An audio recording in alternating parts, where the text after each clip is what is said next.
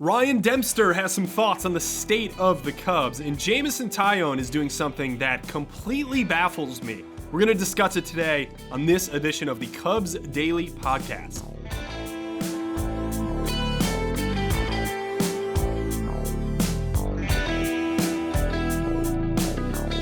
So the Cubs win another 10-6 over the Rangers. Much closer game than the score appears. They're now 9-5 on the season, first in the NL Central.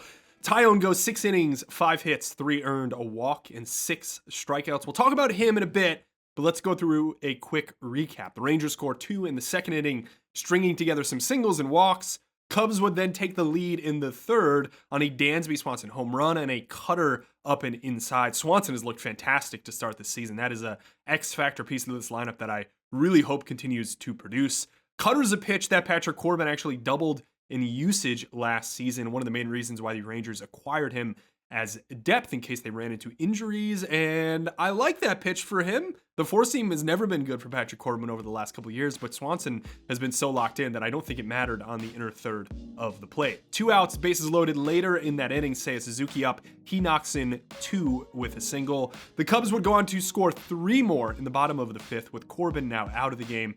Again, stringing together knocks, 4 singles, and a sac fly in that inning would put them up 6-3. At that point in the game, the offense had 10 singles and a homer. That was the offensive production. Who needs slug, right? I'm the data guy. I love slug. Of course I want more slug. But wins, as our friend Cole Wright at the network would say, our host, wins matter more. And Cole, I get it. I get it in this very situation. 7th inning is where we get funky. Julian Merriweather comes into the game. Josh Young doubles on a slider that Julian missed arm side in. Leody Taveras would then triple on a ball that kind of kicked around the half wall in left field. Taveras would then come in to score on a ground out later in that inning. Now you're looking at 6-5. The lead is dwindling. End of that inning there, Porter Hodge would come in and punch a strikeout. And I want to point out, he was used in the highest leverage moment of this game, which is something I said on one of the first Cubs Daily podcasts, is that he would become more of the leverage option. He finished off the 7th, as I said, he pitched in the 8th, and he runs into some bad luck on a ball right down the right field line that Kyle Tucker couldn't field. One of those, do you slide? Do you not slide? Is it going to go foul? How close am I to the wall? Do I want to bust my knee? It is a contract year. Ian Happ has had some incredible plays in this respect. We even saw them in this series. Tucker has only played a handful of games at Wrigley Field, so I really don't blame Tucker at all. This is one of those shrug it off moments for me, except that the Cubs will probably have an even amount of bounces in their direction when we look back at the end of the season. But yeah, if you're scoring at home in this very moment in this game, 2 triples at Wrigley Field that go against the Cubs because of oddball bounces. But at the end of the day, it wouldn't really matter. The Cubs scored 4 in the bottom of the 8th inning off Chris Martin. None of them earned, but that didn't matter. It was good hitting, I think, from a lot of players in the lineup today. Not the lead singer from Coldplay, Chris Martin. The former Cub, Chris Martin. Dansby Swanson and PCA each had 2-run knocks in this inning. Really small note, I do want to point out, Josh Young, who botched the ball inning earlier that we pointed out, cuts off a throw going home on PCA's knock. And I'm pretty confident Dansby Swanson would have been out here. They showed a replay on the broadcast of Jonah Heim, the catcher for the Rangers, shrugging his shoulders. And if you're a Cubs fan watching this, I think you thank Josh Young for cutting off that ball. But again, at the end of the day, a lot of the things we're pointing out here didn't really matter. This was a game that in the moment, watching a lot of these late inning situations, you thought it was a big play, but the final score suggested that none of these plays really mattered. What mattered is that the Cubs hit. Not a lot of swing and miss in the 9th inning for Ryan Pressly, which is really what I'm watching for in order for him to get back on track. But I've said it 3 times, and I'll say it again. Didn't really matter. The Cubs win another. Now let's head to the bump and talk some Jameson Taillon. I thought this was a pretty clean game overall for him. The line wasn't too flattering. 3 earned runs in 6 innings, obviously.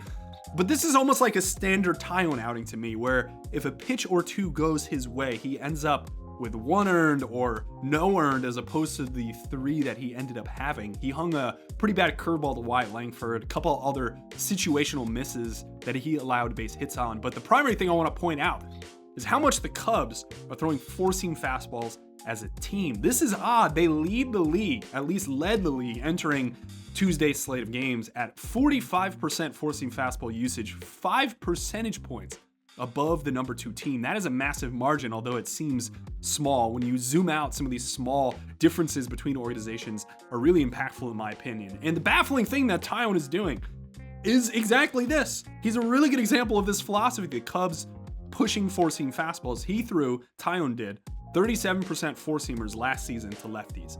Modest amount, not bad. He's thrown 51% four-seamers to lefties this year, 14 percentage point jump.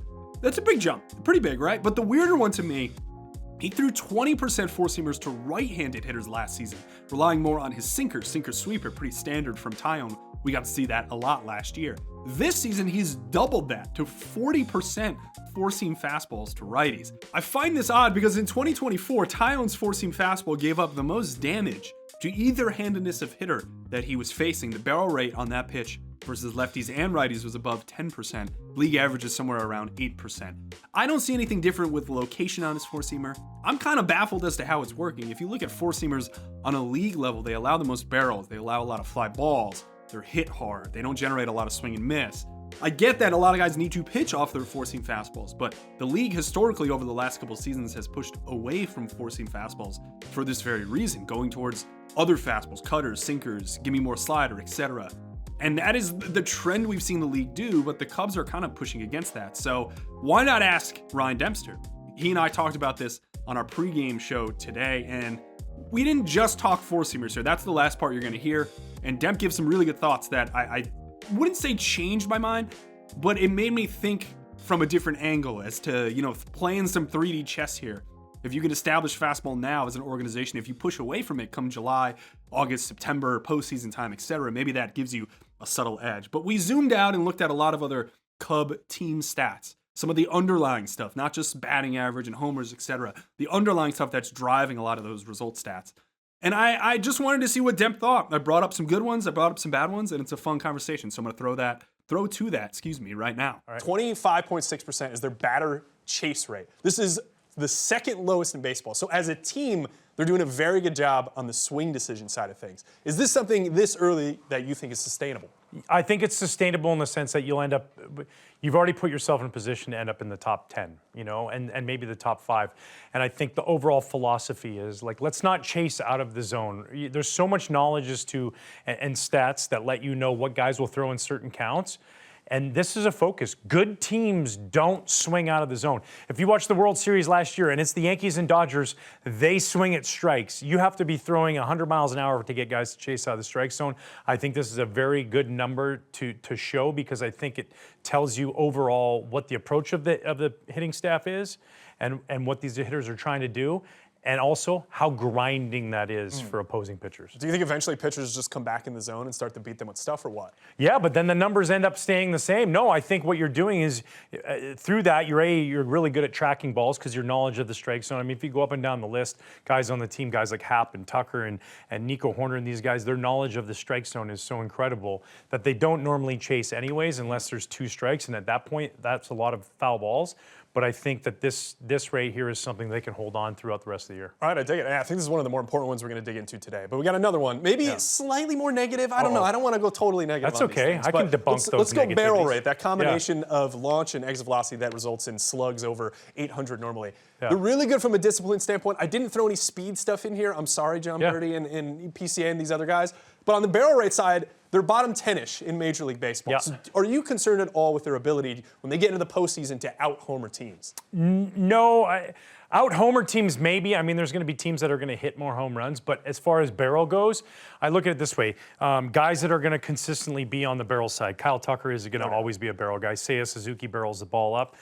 So does Nico. Carson Kelly is barreling the ball up right now. Even Dansby. But some of these younger guys, PCA, Matt Shaw, you have this area where, Michael Busch, where we're getting hits, we're getting on base, we're having tough at-bats. It is hard to barrel up at the big leagues. And, PCA had an unbelievable September. The clock changes, right? It goes to a brand new year, January 1st. And so guys are going to approach things differently. They're going to pick apart and find those holes and those weaknesses. Now it's your job to get to those. And when you do get them, get the barrel of the bat there. So this is a number that I don't see staying the same because I think you have enough veteran guys who are going to keep the higher level, and I think some of those younger guys are going to bring up their barrel percentage. PCA does not have a barreled ball this year. So think about that. Here we are getting into the middle of April, and we don't have a ball in the barrel yet. And I think it's inevitable before he starts to figure that out. That's timing. Now all of a sudden he's on point with his timing, and then now you start to, sit there and get the barrel of the battle a bit more. So I think, although this is a negative number right now, I think this number goes up, as well as if you combine that with not swinging inside the strike zone. Ooh, good things. I like it. All right, enough of this hitting stuff. We're done with this. Let's go to pitching. All right, I didn't sleep at night because of hitters, Lance. That's very true. Yeah. 13.4% reliever walk rate, third highest in Major League Baseball. This is one that people feel, right? You're watching games and you're like, just put the ball in the zone and let them get out. So what's going on here? Yeah, two things. One, I don't love it because you have a younger relieving staff, right? Not a lot of veteran presence. I know you get Ryan Presley from the Astros, but you have, a lot of growth to still happen there. And I don't love the throw the ball in the strike zone. Like, you want to throw a pitch with a purpose. I always hated that when pitching coaches throw strikes. I'm not just trying to throw a strike. I'm trying to execute a pitch. Now, at times in my career, I was up in the league leaders of throwing the ball outside the strike zone. So I know it can change.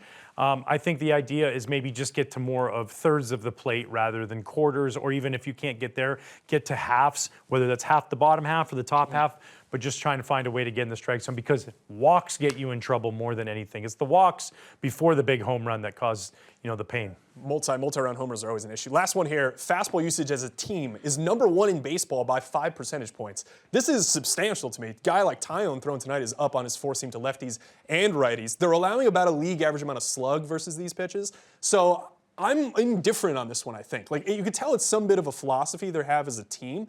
As to whether it's one that maybe succeeds in September, what do you think? Yeah, I love this number. And the reason I love this number is I think that this promotes two things. One, health. You throw your fastball, guys tend to stay healthier throwing more fastballs. Two, it makes your breaking ball and your changeup, your off-speed pitches, much better. Everybody says, oh, look at that nasty slider. Throw it every time. Well, guess what happens? Hitters start to see it more. It doesn't become as effective, and now you're chasing back trying to find the fastball. If you can throw fastballs and create fastball command around the strike zone, then you can go off of that. Plus, I had a pitching coach one time. I sat there and I was struggling with my fastball command. He said, do me a favor, stand behind this batting cage. And I stood there, and he goes, watch these guys pop up in the cage, ground ball to short, fly out to center field. And they're throwing 70 miles an hour down the middle. It is hard to hit in the big leagues. So now if all of a sudden you find out that, hey, my fastball, let's find out, especially early on in the season, where it plays, how it plays against other hitters. So I love the fact that they're leading and throwing it. It's different than what the rest of the league is doing. And be different. If you're going to evolve, and then now all of a sudden if they adjust to you, you can adjust back the other way. And guess what you have? Great fastball command. So I love that. I love it. You've convinced me on that one. I'm in. Demp, as always, provides fantastic insight. It's really good to have him in studio again and chat ball. Day game tomorrow, 1:20 start. It will be cold. There will be some rain in the area. Fingers crossed for no delays. The matchup is Tyler Mahle versus Shota Imanaga, a really fun one. It's a splitter duel. Both these guys have pretty solid splitters. Mahle with one that was on the Reds, so the Cubs have some familiarity with him overall. I will see you tomorrow as the Cubs try to push into double digits in the win column for the first time this season. Take care.